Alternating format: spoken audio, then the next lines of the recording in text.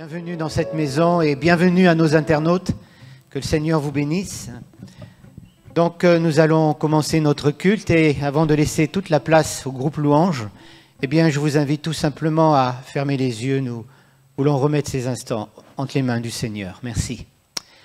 Merci Seigneur pour cette joie de pouvoir nous réunir ensemble ce matin encore pour t'adorer, pour te louer.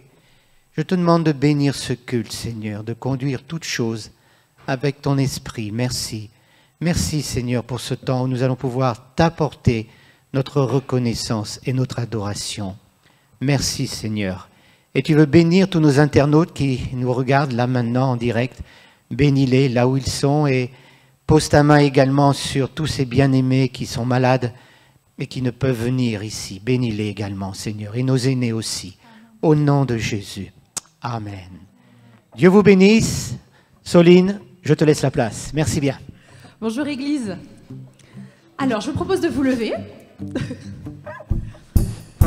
Et puis ce matin, cette semaine, en préparant la louange, j'avais un verset qui me porte depuis des années, mais cette année particulièrement qui m'a suivi, qui est dans Michée 7, verset 8. Et ce verset dit « Ne te réjouis pas à mon sujet, mon ennemi, car si je tombe, je me relève. Si je suis assise dans les ténèbres, le Seigneur est ma lumière. » Et oui, il y a des moments où on n'en peut plus, il y a des moments où on a envie de s'arrêter, et il y a des moments où on est carrément assis sur le bord du chemin. Mais peu importe, même si je suis assise dans les ténèbres, le Seigneur est ma lumière. Est-ce que vous voulez proclamer ça avec nous ce matin? Et si c'est un petit peu dur et que vous dites, mais moi j'en peux plus, j'ai pas le courage de proclamer ça, appuyez-vous sur nous, on est là pour ça. Répétez avec nous, on va vous conduire jusqu'au trône de notre Dieu ce matin. Amen.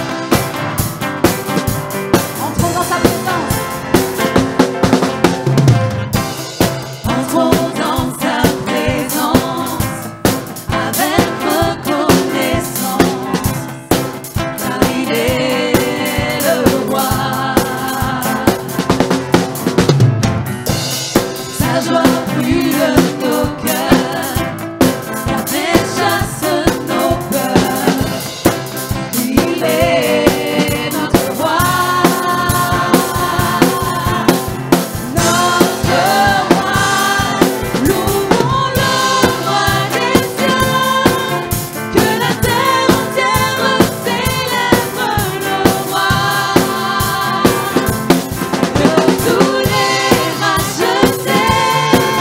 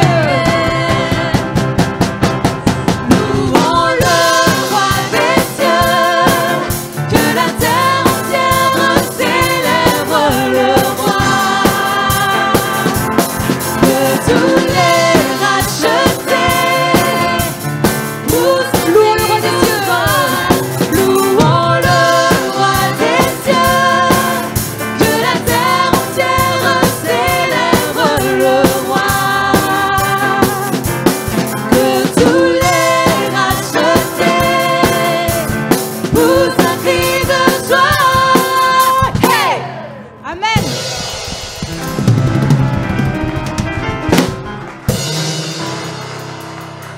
Amen, gloire à Dieu. On va prendre ce chant nouveau à l'église, mais pas nouveau, qui s'appelle « Je bénirai l'Éternel ». Les paroles sont toutes simples. Elles disent « Je bénirai l'Éternel pour tous ses hauts faits. Sa louange sera toujours dans ma bouche. Je bénirai l'Éternel. » Et que ça puisse être la prière aujourd'hui de dire « Ta louange sera toujours dans ma bouche. » Même si c'est juste « merci », c'est la louange pour notre Dieu.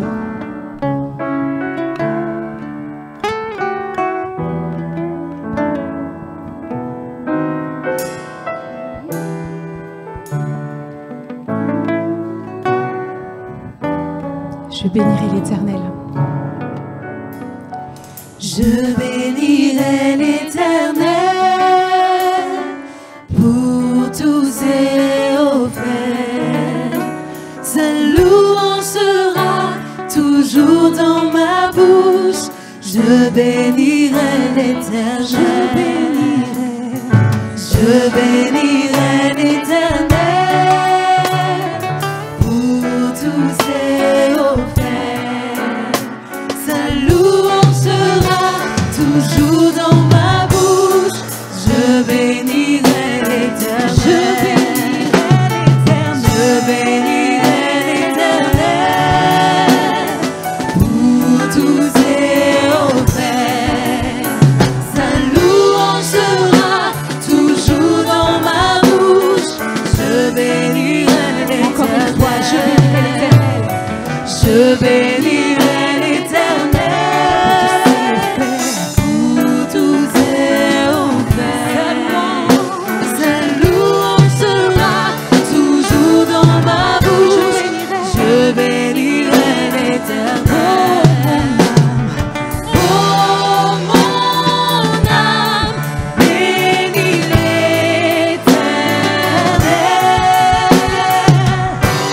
Bénis le Dieu d'amour.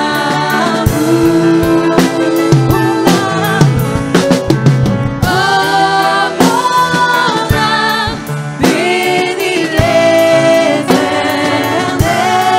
Parce qu'il t'a fait du bien. Parce qu'il t'a fait du Ça fait du bien. Je bénirai l'Éternel. Je bénirai l'Éternel pour tous ses hauts faits. Sa louange sera toujours dans ma bouche. Je bénirai l'Éternel. Je bénirai l'Éternel pour tous ses hauts faits. Sa louange sera toujours dans ma bouche. Je bénirai l'Éternel. Oh mon âme, bénis l'Éternel. Bénis le Dieu d'amour. Bénis le Dieu d'amour.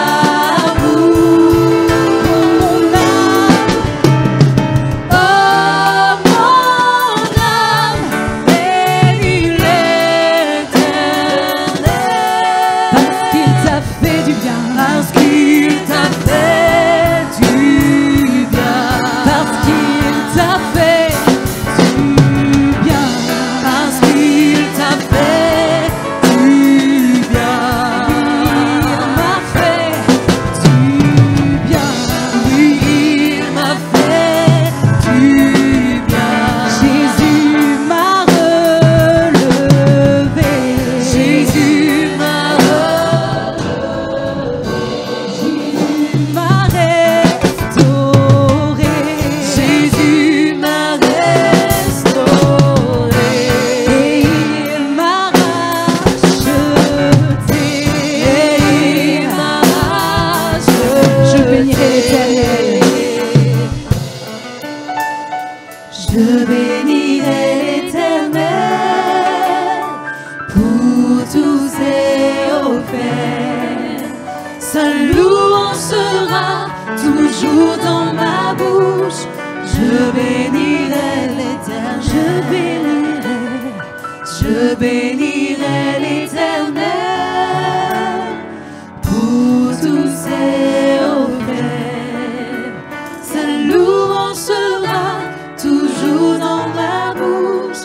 Je bénirai l'Éternel. Que nous puissions ensemble ce matin élever la voix, tous ensemble pour bénir notre Dieu. Pour dire que Dieu, tu es grand, tu es bon, nous voulons t'adorer. Nous nous tournons devant toi, Seigneur, pas pour fixer nos regards sur nos circonstances, mais pour regarder à toi. Tu es le Dieu de gloire, le Dieu de victoire. Que ta louange soit dans ma bouche jusqu'à la fin de mes jours, jusqu'à la fin de ma vie.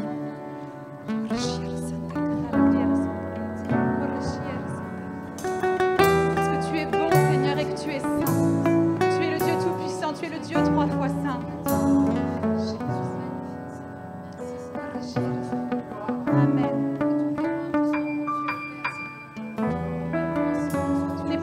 Pour mentir, Seigneur, tu étais là depuis le commencement, tu seras avec nous jusqu'à la fin. Jamais tu ne lâches notre main, jamais tu ne nous abandonnes, Seigneur. Tu es le Dieu qui marche devant nous, tu es le Dieu qui est derrière nous, à nos côtés. Le Dieu 3 fois saint, le Dieu tout-puissant, c'est toi, Seigneur.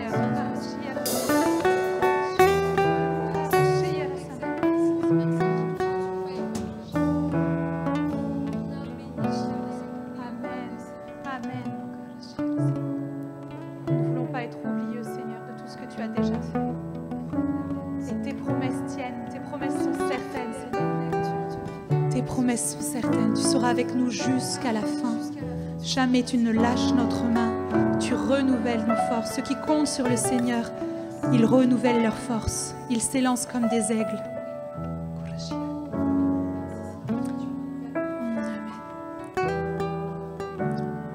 On va reprendre juste, je bénirai l'Éternel, juste la salle ensemble, avec très léger au niveau des instruments. Je bénirai l'Éternel pour tous ses offert. Sa louange sera toujours dans ma bouche. Je bénirai l'Éternel. Je bénirai l'Éternel pour tous ses offert. Sa louange sera toujours dans ma bouche. Je bénirai l'Éternel. Oh mon âme, bénis l'Éternel. Bénis le Dieu d'amour. Bénis le Dieu d'amour. Oh mon âme,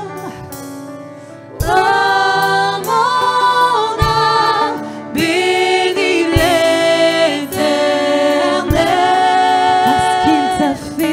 parce qu'il t'a fait du bien.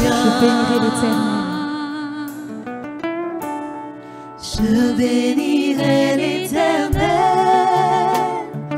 pour tous ses offert. Sa louange sera toujours dans ma bouche. Je bénirai l'Éternel.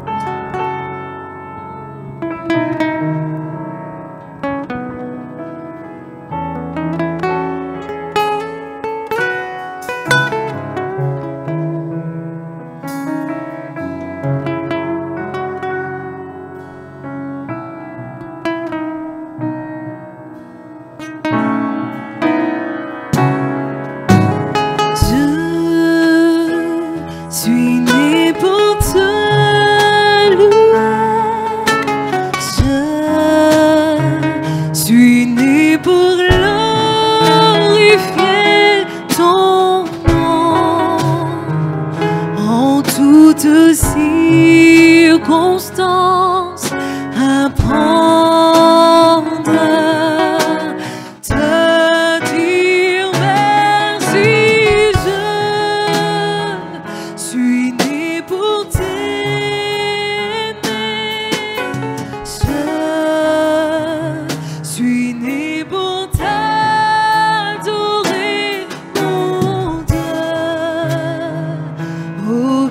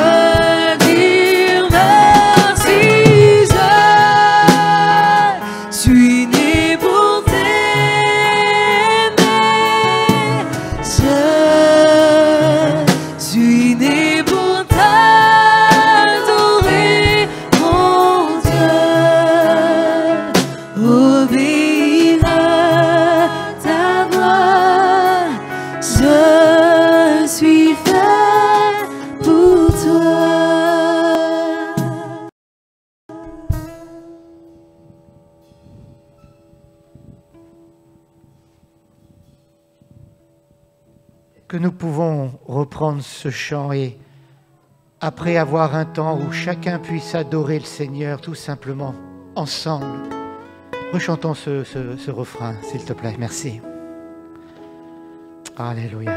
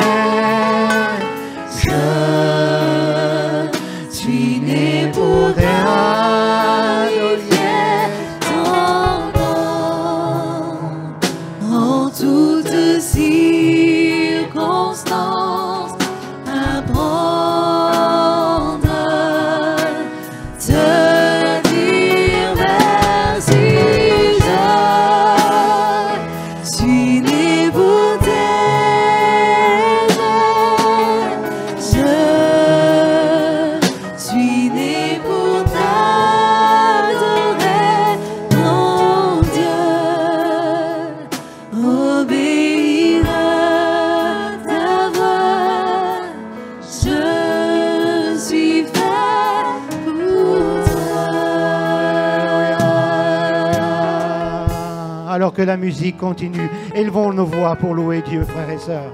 Dites-lui ça, dites-lui votre amour pour lui.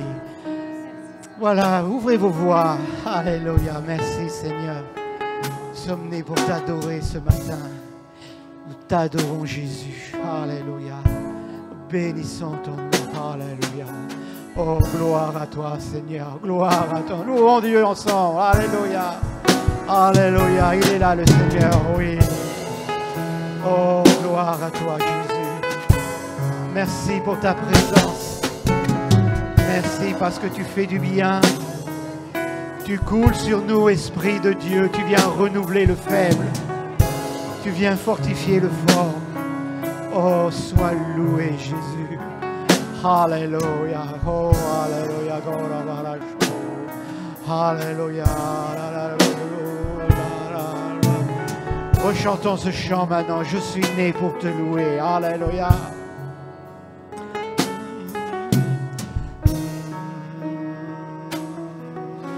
Je suis né pour te louer. Je suis né pour te louer. Je suis né pour glorifier ton nom en toutes circonstances. Apprendre à te dire merci. Je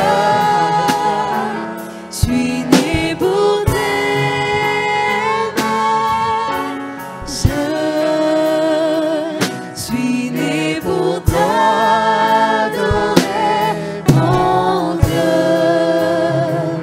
Obéir à ta voix.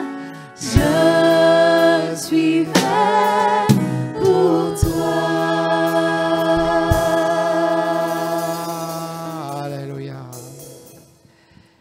Nous restons dans cette attitude de louange et d'adoration et nous allons prendre le repas du Seigneur. Alors je vous demande de prendre les petites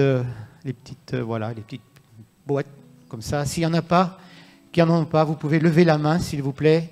Si vous n'en avez pas, le service d'accueil va vous distribuer. Gardez vos mains levées, merci. Donc bien sûr, ce n'est qu'un symbole. Mais ce pain et ce vin nous rappellent que Jésus a été brisé pour nos péchés sur la croix et que son sang a coulé pour pardonner nos péchés.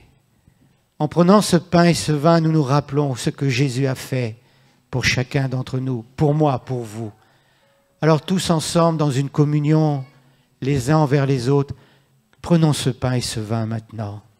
Alléluia, merci Seigneur.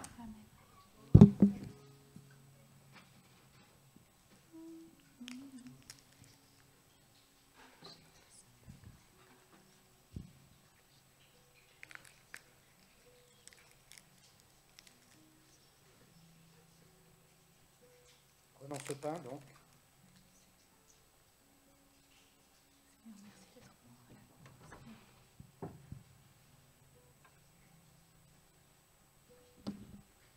Et prenons ce vin.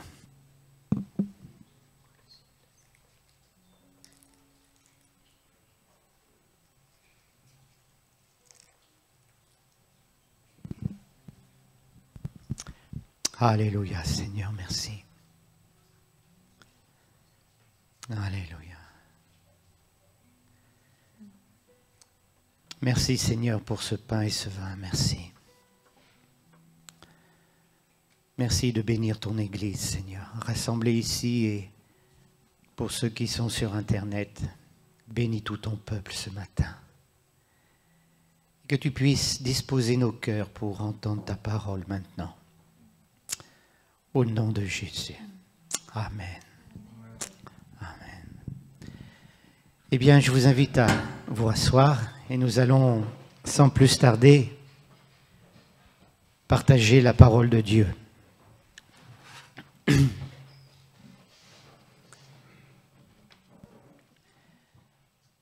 Quelle est votre température?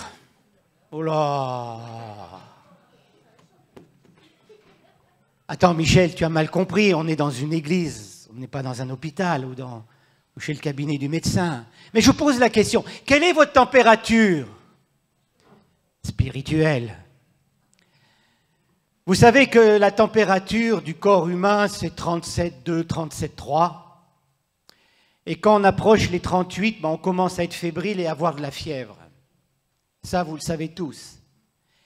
Mais est-ce que vous savez que spirituellement, pour le chrétien, il y a une température également. Une température spirituelle qui démontre ainsi que le chrétien est en bonne santé. Vous la connaissez, cette température? Non. Eh bien, c'est 37,3 également. Ah bon? Eh bien, ouvrez vos Bibles dans le psaume 37, verset 3, s'il vous plaît. Merci. Psaume 37, verset 3. Et vous découvrirez avec moi la température du chrétien.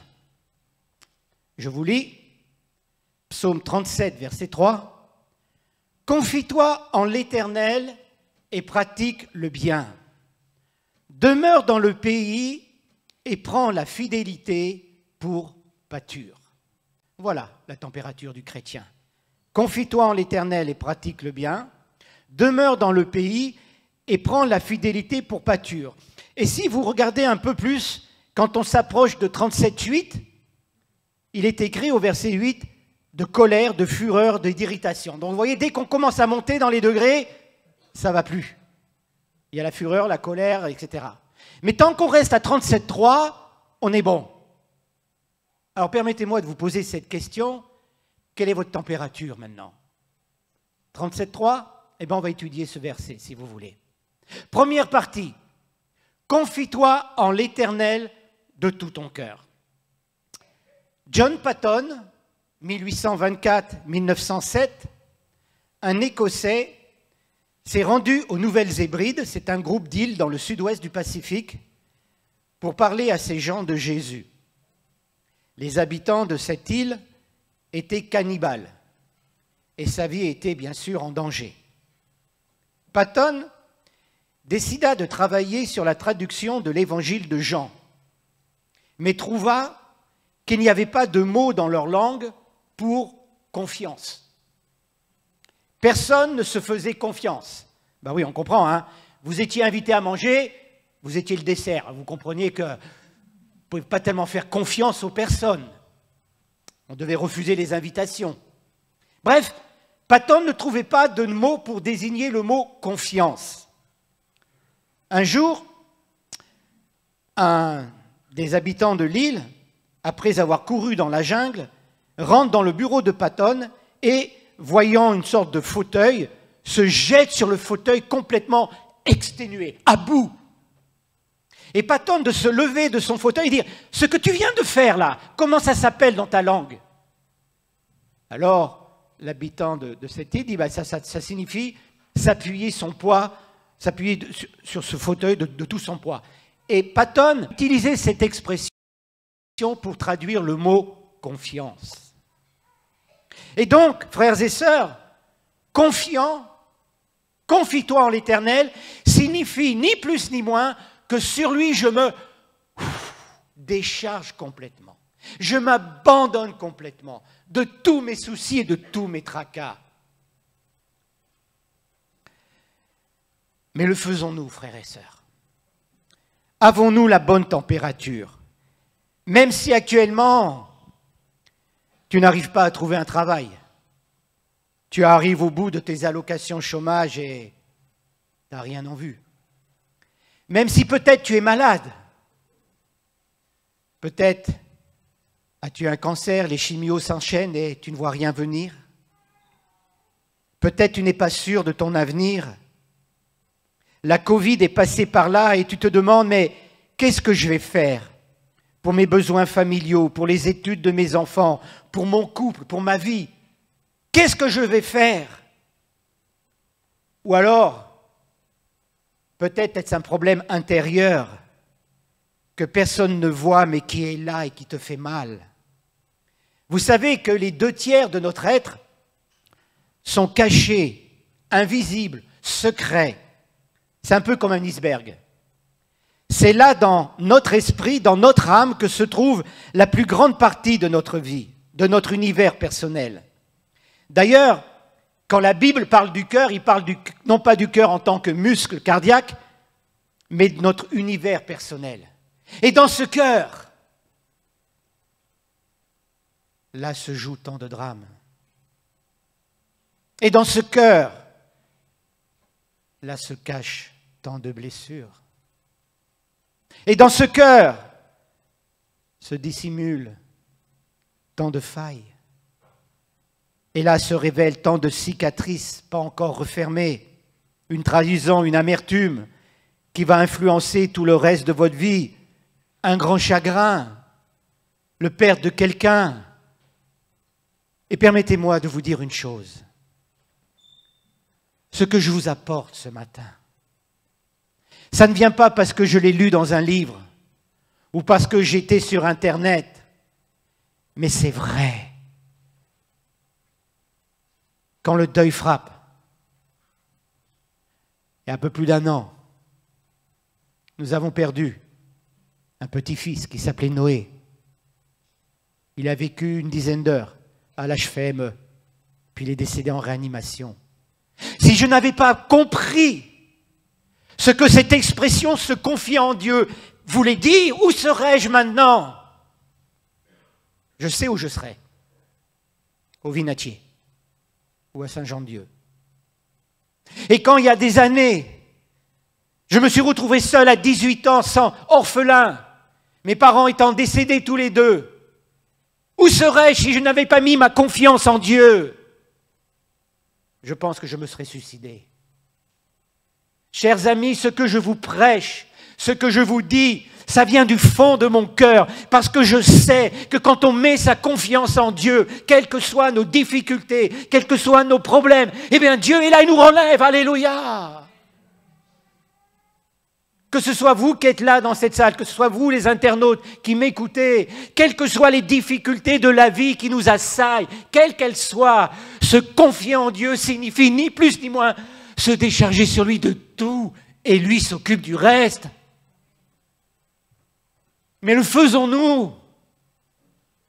Nous nous débattons parfois comme un noyé, à droite, à gauche, essayant de trouver quelque chose, une issue, alors que Dieu nous tend sa main et nous dit, mais t'inquiète pas, je suis là, confie-toi en moi.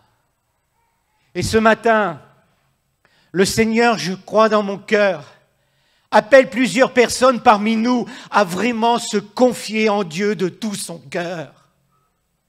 Peut-être tu es sur une ligne de crête et tu es sur le point de tomber. Mais le Seigneur te dit avec amour, je suis là, ne fais pas ça, parce que je t'aime. Tu as du prix à mes yeux. Décharge-toi sur lui de tout ton cœur, sur lui de toute ta force, et il te renouvellera. Parce que Dieu t'aime, et Dieu n'est pas un homme pour mentir. Il agira. On continue ce psaume 37,3 pour voir la bonne température du chrétien. Il est écrit « pratique le bien ». Alors, je me permets de citer 2 passages pour illustrer ce point. Le premier se trouve dans la première épître de Timothée. Au chapitre 4, verset 12, il est écrit « Mais sois un modèle pour les fidèles, en parole, en conduite, en amour, en foi, en pureté. » Il y aurait le temps de faire toute une prédication sur ces quelques mots. Foi, parole, un bon comportement, une conduite en amour, en foi, en pureté. Et puis cet autre passage dans Jacques, chapitre 1er, verset 27. La religion pure et sans tache devant Dieu le Père consiste à visiter les orphelins et les veuves dans leurs afflictions et à se garder des souillures du monde. Oui, les souillures du monde.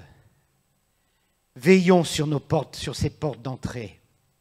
Je ne sais pas si vous connaissez cette histoire, mais je veux vous la lire. Ce 28 mai 1987, les moscovites, donc les habitants de Moscou, assistent à une scène incroyable. Un avion se pose à quelques mètres du Kremlin, siège du tout-puissant pouvoir soviétique. Et cet engin n'appartient pas à l'armée rouge, mais un jeune Allemand de 18 ans, Matthias Rust, qui vient de berner toute l'URSS. Je voulais laisser un message à l'humanité et je l'ai fait, déclaré en 2012 le pilote Matthias Rust, 25 ans après avoir réalisé l'impossible, se poser illégalement en avion près de la place rouge, dans le cœur symbolique de l'URSS, visible depuis le Kremlin.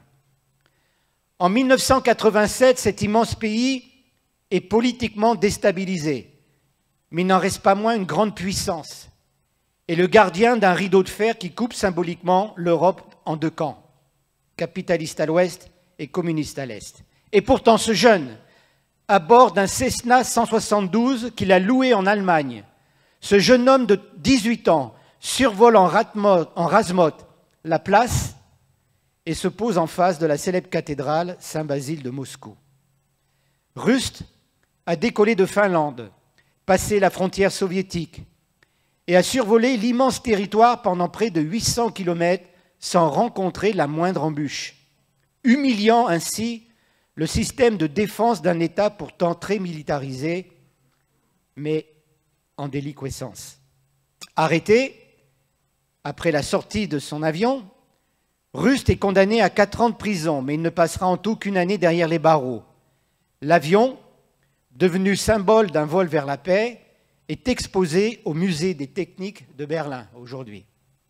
Par contre, suite à cette humiliation, de nombreux généraux soviétiques furent démis de leurs fonctions et de nombreux officiers supérieurs furent dégradés. Quelle honte pour l'URSS! Vous comprenez ce que je veux dire?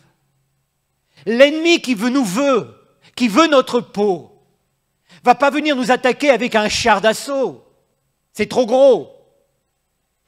Mais va venir nous attaquer avec des choses toutes simples. Au début, oh, c'est pas important. Mais on laisse entrer ces choses. Et c'est le début du commencement de la chute. Et vous savez, le diable utilise toujours ces mêmes portes d'entrée. Du reste, quand il tente le Seigneur dans Luc chapitre 4, versets 1 à 13, il utilise toujours ces 3 portes. La chair, si tu es le Fils de Dieu, transforme ces pierres en pain. L'orgueil, regarde, saute du haut du temple. Les gens vont dire, oh, quel homme, quelle puissance. Et puis la richesse. Il propose à Jésus, mais je te donnerai toutes ces richesses du monde. C'est la même chose. Dans la Bible, nous voyons la même chose. Regardez, Lucifer. Qu'est-ce qui a fait tomber Lucifer? L'orgueil. Il est devenu Satan, l'adversaire. Regardez, le roi Nebuchadnezzar. Ceux qui prennent des notes, nous trouvons ça dans le livre de Daniel au chapitre 4, versets 25 à 29. Le roi Nebuchadnezzar qui se promène sur son palais en disant « N'est-ce pas Babylone la grande que j'ai bâtie par ma force, par ma grandeur, pour ma gloire, pour moi, regardez ma richesse !» Et boum, il devient fou. Et puis, Salomon, 700 femmes et 300 concubines. Le pauvre. Je ne vous dis pas les problèmes qu'il devait y avoir entre ces femmes. 700 femmes et 300 concubines. C'est ça qui l'a fait tomber. Et c'est extraordinaire de voir, mais Salomon qui aimait Dieu de tout son cœur, il s'est laissé entraîner par ces femmes qui l'ont amené à construire des temples à des dieux païens comme Moloch, Milcom, etc. Des dieux qui demandaient des sacrifices humains. Il a été loin, Salomon. Petit à petit, allez, une femme, 5, 10, 15, 20, 30, 50, 100, 200, 300, 400, 500, 600, 700. Puis après des concubines, allez. Samson aussi. Doué d'une force extraordinaire. Il est allé voir Delilah. Il est tombé à cause de Delilah. Ça, nous le trouvons dans un roi... Non, pardon. Samson, c'est... Excusez-moi, voilà. C'est dans le livre des Juges, au chapitre 16, versets 1 à 6. L'ennemi, on est dans une guerre spirituelle, vous savez, frères et sœurs. Et Paul le dit dans Éphésiens, nous n'avons pas à lutter contre la chair et le sang, contre les puissances des dieux célestes. Il y a des puissances qui veulent notre peau. Et ils sont prêts à tout pour essayer de nous bloquer, de nous faire tomber. Que nos pensées, parce que tout commence dans nos pensées, soient captives de l'obéissance de Christ. Et c'est ce que Paul nous dit dans l'épître de Paul aux Corinthiens. Il nous dit que toutes vos pensées soient captives. Nous renversons les raisonnements et toute hauteur qui s'élève contre la connaissance de Dieu et nous amenons toute pensée captive à l'obéissance de Christ. De Corinthiens chapitre 10, verset 5. En un mot, Seigneur, je te remets le domaine de mes pensées. Sois le maître du domaine de mes pensées. Sois à la porte de mes pensées. Je te les remets entre tes mains. Et le Seigneur nous garde. Nous sommes en combat spirituel, frères et sœurs. Est-ce que nous le réalisons? Mais nous avons une chose extraordinaire. C'est que nous sommes vainqueurs. Alléluia en Jésus. Oh là! Nous sommes vainqueurs en Jésus. Ouais, c'est pas terrible, hein, mais bon, on se contentera de ça. On est vainqueurs en Jésus. Parce qu'en Christ, nous sommes assis avec lui dans les lieux célestes. Et nous pouvons regarder en bas l'ennemi vaincu, quel qu'il soit. Je ne sais pas si vous avez été à Sallanches, mais on a une église là-bas à Sallanches, et quand vous êtes dans cette église, vous avez le Mont Blanc en face. Et quand le ciel est bleu avec le Mont Blanc qui est là, c'est magnifique. C'est immense, c'est merveilleux. Mais supposez que vous êtes à 13 000 mètres d'altitude dans un avion qui traverse les Alpes. Et que le pilote vous dit, mesdames et messieurs, par votre hublot à droite, vous avez le Mont Blanc. Vous regardez, mais il est où le Mont Blanc? C'est ça? Mais c'est tout petit. Qu'est-ce qui a changé? Le Mont Blanc, c'est la position. Nous sommes assis avec Christ dans les lieux célestes et c'est une réalité. Nous pouvons regarder l'ennemi en bas, il a été vaincu à la croix. Alléluia. Et nous sommes plus que vainqueurs. C'est pour ça que le Seigneur nous dit, si Dieu est avec nous, qui sera contre nous? Personne. Allô la terre? Vous êtes d'accord? Personne. Parce que notre Dieu est avec nous. Et si Dieu est avec nous, qui sera contre nous? Frères et sœurs, ce que je voudrais vraiment vous dire ce matin, c'est que le Seigneur est là pour nous relever, nous qui sommes fatigués, pour nous encourager, nous qui sommes peut-être dans des luttes, pour te dire, je suis avec toi, lève-toi, marche, en te soumettant mes pensées en toi, et je vais t'utiliser. Et puis le troisième point de ce verset 37 de ce chapitre 37, verset 3, « Demeure dans le pays et prends la fidélité pour pâture. » Pour moi, c'est un exemple de l'église locale.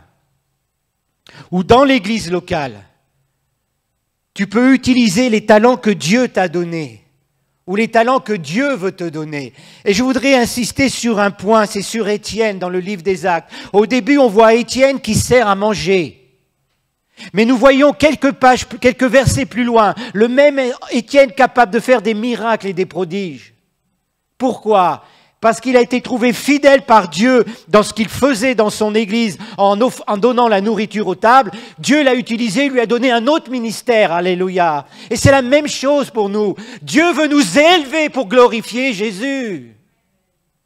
Et le ministère que Dieu t'a donné dans l'église, ici à Villeurbanne, repais-toi de fidélité dans ce ministère que Dieu t'a donné. Et il va t'élever, alléluia. Merci ma grande, c'est bien. Au moins elle ne dort pas, elle. Non, vous ne dormez pas, vous ne dormez pas. Elle a quel âge? 3 ans. Eh bien bravo, hein. Tu vas être une future évangéliste, toi, hein. Mais oui, Dieu parle à travers les enfants. Ah pardon, oui. Merci, excuse-moi mon frère. Dieu nous parle.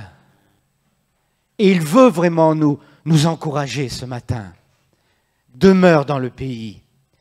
Et je voudrais m'adresser, si quelqu'un, ce matin, était un petit peu sur la ligne de crête. Tu es tellement assailli de difficultés, tellement assailli de problèmes. Tu te dis, j'en ai marre, Michel. Et peut-être, vous qui êtes internautes, qui nous regardez en direct, peut-être vous dites, j'en ai marre, ma vie est tellement, tellement chargée. Je suis presque sur le point de tout laisser tomber. Ne le fais pas, au nom de Jésus, ne le fais pas. Parce que le Seigneur veut te renouveler ce matin, comme il veut nous renouveler. Parce que Dieu a besoin de chacun d'entre nous. Je l'ai dit plusieurs fois, je me répète, nous sommes assez nombreux dans cette salle, dans cette église de Villeurbanne pour révolutionner la ville de Villeurbanne. Parce que vous savez, quand on voit à la télévision toutes les conséquences de ce Covid dans lequel on est actuellement, les problèmes psychologiques, les problèmes psychiatriques, etc., etc., les gens en ont ras-le-bol. Où vont-ils se tourner pour trouver la vraie paix? Mais vers Jésus. Et qui leur parlera de Jésus? Nous tous. C'est pour ça que je m'attends qu'à travers ce Covid, quand il sera fini, nous verrons une belle moisson, frères et sœurs. Parce que les gens seront à la recherche de vérité. Jésus est la vérité. Les gens seront à la recherche de paix. Jésus est la paix. Les gens seront à la recherche d'une direction. Jésus est le chemin. Jean 14, 6, je suis le chemin, la vérité et la vie. Mais Dieu a besoin de chacun d'entre nous. Et il a besoin de toi. Mais Michel, tu ne peux pas imaginer les problèmes. Dieu t'aime et a besoin de toi. Ne te sous-estime pas, mon frère, ma sœur. On est en train de battre le froment, le blé, en cachette parce qu'il avait peur des ennemis. L'ange de l'Éternel vient vers lui. Et comment il lui dit bonjour? Qu'est-ce qu'il lui dit? Vaillant héros. Pas vaillant zéro, vaillant héros. Et Gédéon commence à « Ah, Seigneur, si c'était vrai, mais où es-tu » etc. Il commence à la litanie. Mais Dieu lui dit « Vaillant héros. Mon frère, ma sœur, tu es un vaillant héros. » Il n'y a qu'une personne qui le dit ce matin. Dis-le à ton voisin de droite, à ton voisin de gauche. Tu es un vaillant héros. Et c'est vrai. Et vous qui êtes sur Internet, dites-le à ton époux, si tu es seul, dis-le à toi-même. Vaillant héros. Dieu a besoin de nous dans cette église. Alléluia. Et Dieu va nous utiliser. C'est pour ça que tous, en tant que chrétiens, nous devons avoir une bonne température, 37,3. Et si parmi nous ce matin, il y en a qui sont fébriles, qui vont vers le 38, 38,2, 38,3, prenez des antibiotiques spirituels. C'est quoi l'antibiotique spirituel? La parole de Dieu, oui, c'est vrai, le Saint-Esprit. Parce que le Saint-Esprit est là et il veut nous renouveler pour que nous puissions marcher. Alléluia. Dieu nous aime, Dieu t'aime, mon frère, ma sœur. Il a un plan pour ta vie. Même si tu n'en as pas conscience, il a un plan pour ta vie et il veut que ce plan se réalise. Alors ce matin, sois renouvelé au nom de Jésus. Et si quelqu'un parmi nous ce matin se sent fatigué, abattu, décharge-toi vraiment sur Jésus. Comme cet indigène dans cette île aux Nouvelles-Hébrides. Confie-toi en lui, il va te renouveler. Et ferme toutes les portes, ne permettant pas à l'ennemi d'y pénétrer. Alors, pour conclure, je veux reprendre une illustration que j'ai déjà utilisée. Oui, je sais, pardonnez-moi si je la réutilise, mais j'ai à cœur de la faire. Rassurez-vous, je ne suis pas à court d'illustrations. Hein. Non, j'en ai encore des tas. Mais je veux réutiliser cette illustration que j'ai déjà utilisée dans un précédent culte. Parce que, vous voyez ce que je veux dire avec ce bâton? Non? On va le dire alors. Imaginez un feu. Prenez une branche de ce feu. Emmenez-la loin du feu. Elle va s'éteindre. Parce qu'elle aura été sortie du foyer. Mais alors que vous avez cette branche, et qu'elle commence petit à petit, il n'y a plus de combustion, il y a un peu de fumée, mais il n'y a plus grand-chose. Mais que tout simplement,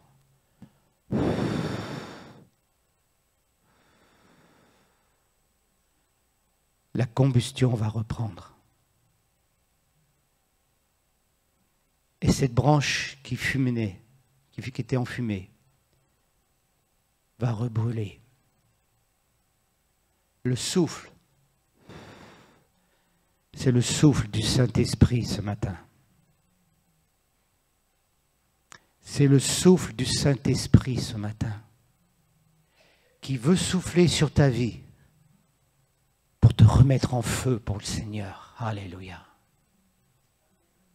Dieu veut souffler de son esprit sur nous ce matin. Dieu veut nous renouveler de son esprit ce matin pour que nous puissions avoir une bonne température, 37,3, pour être capables de toutes bonnes œuvres dans cette ville de Villeurbanne, là où je suis, parce que Dieu a besoin de nous. Alors, tout simplement, je vais faire un appel. Si quelqu'un, et vous, amis internautes, si quelqu'un se sent touché, interpellé par cette parole, qui a besoin d'un rafraîchissement du Saint-Esprit, d'être de nouveau en feu pour le Seigneur, de retrouver cette température de 37,3, eh bien je vous demande tout simplement de vous tourner vers le Seigneur. On peut fermer les yeux quelques instants, s'il vous plaît?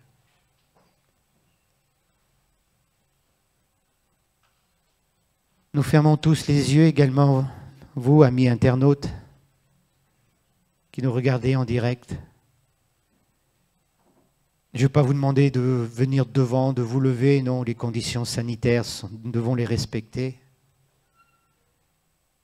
Mais si quelqu'un en ce moment sent dans son cœur cet appel d'amour du Seigneur, le Seigneur vient près de toi et te dit, mon enfant, je veux te renouveler ce matin. Je veux souffler de mon esprit sur ta condition. Je veux te redonner ce qui a été détruit. Ce que l'ennemi t'a enlevé, je veux te le redonner ce matin. Alors si c'est cela, dis-lui simplement, me voici, Seigneur. Je te répète ces paroles avec moi. Je te demande pardon, Seigneur, de m'être relâché. Mais ce matin, je prends la décision tout à nouveau de me confier en toi, te remettant tout ce qui m'écrase, que tu prennes ces choses. Et merci pour ta paix. Et de souffler sur moi maintenant par ton Saint-Esprit et de me relever au nom de Jésus. Je prie pour vous maintenant. Seigneur, tu connais les cœurs. Tu sais les personnes, les frères et sœurs qui ont fait cette prière. Maintenant, au nom de Jésus, souffle sur eux, Saint-Esprit. Au nom de Jésus, souffle sur eux, Saint-Esprit. Et viens renouveler ce feu. Viens renouveler cette combustion afin qu'ils deviennent des hommes et des femmes puissamment utilisés par toi. Au nom de Jésus. Amen. Et Amen. Si vous sentez le besoin, vous pouvez appeler l'équipe pastorale, téléphoner à Jos ou à une autre personne parmi nous. Prenez contact avec eux, ils seront là pour vous aider, pour vous conseiller, pour prier pour vous. N'hésitez pas. Revenez nous voir. Vous savez qu'on a les cultes à 9h30 et à 11h. Vous pouvez nous suivre sur Internet. Revenez nous voir. Donc, je vais vous demander maintenant encore quelques instants. Le culte est fini. Ce matin, il va y avoir 2 offrandes. Je vais demander à Marcel. Tu es où, Marcel? Voilà. Il va y avoir l'offrande normale et puis l'offrande missionnaire. Marcel, je te laisse la parole.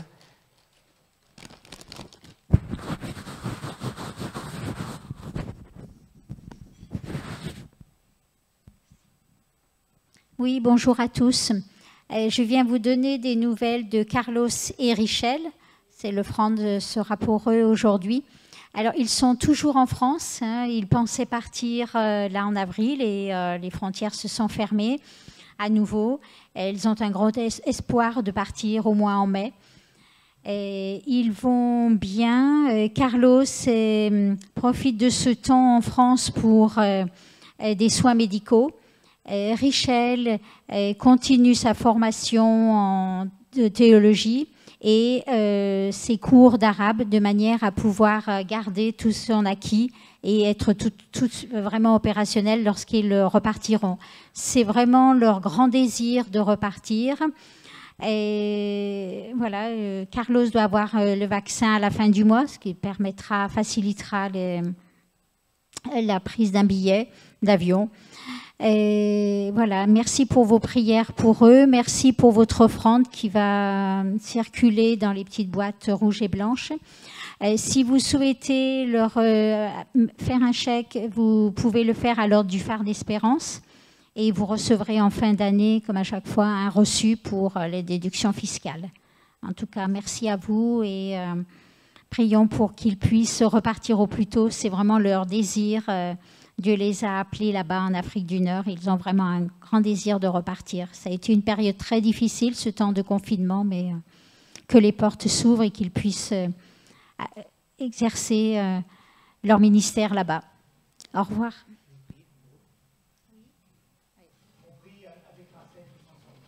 Oui, Père Céleste, nous te confions Carlos et Richel. Je sais qu'ils sont dans tes mains, Papa, et que tout est vraiment guidé par toi. Merci de les avoir gardés jusqu'à maintenant. Merci d'avoir relevé leur cœur, leur pensée, leur espérance de pouvoir repartir. Je te confie la santé de Carlos.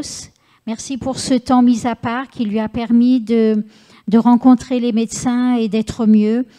Merci à Richel aussi pour tout ce qu'elle entreprend. Et je veux te confier aussi la maman de Carlos qui les héberge. Elle est très âgée et merci de l'avoir protégée, de les avoir protégés de la Covid. Et vraiment, merci d'être auprès d'eux dans ce voyage de retour en Afrique du Nord. Je te les confie, Papa. Et je te remercie pour cette main protectrice, cette main bienveillante que tu as envers eux. Amen. Merci. Donc maintenant, nous allons passer aux annonces.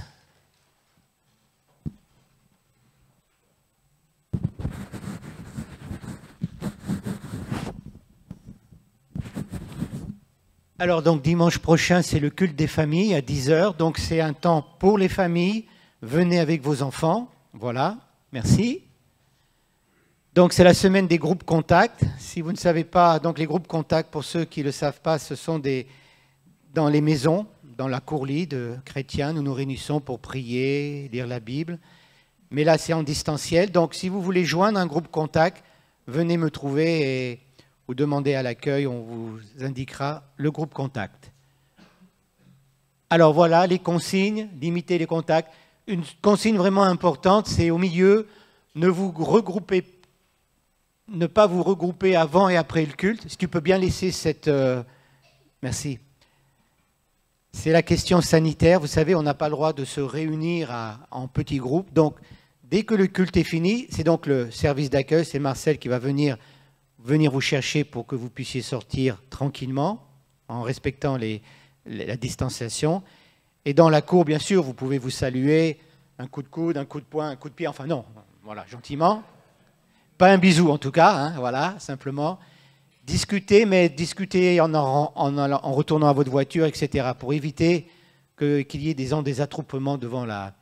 Voilà, ce sont des consignes qui sont demandées par la préfecture et donc nous nous soumettons à ces consignes. Voilà, je crois qu'on a tout dit, oui. Une dernière chose, pendant que les musiciens vous installez, on va rechanter un dernier chant hein, pour partir. Est-ce qu'il y a des nouveaux parmi nous, des personnes qui sont ici pour une première fois? Est-ce que vous pouvez lever la main? Non, tout le monde est là, assis, voilà. Levez-vous, levez-vous. Allez-y. Oh, que c'est dur de se lever, voilà. Bienvenue, on les applaudit, bravo. Vous nous dites votre nom et d'où vous venez? Anguillet Amirou, et je suis de Lyon. De Lyon, bienvenue. Willan Anguillet, et je viens de Lyon aussi. De Lyon, et Djali, et je viens de Lyon. comment tu t'appelles, excuse-moi? Djali. Dialine, de Lyon. Bienvenue, que le Seigneur vous bénisse, ayez une bonne journée. Amen. Eh bien, je vous souhaite un bon dimanche. Le service d'accueil va venir vous chercher et je laisse encore la place. Merci, on peut les applaudir. Hein. Merci au groupe Louange de nous avoir conduits dans l'adoration. Allez, un dernier chant. Bon dimanche à chacun. Merci.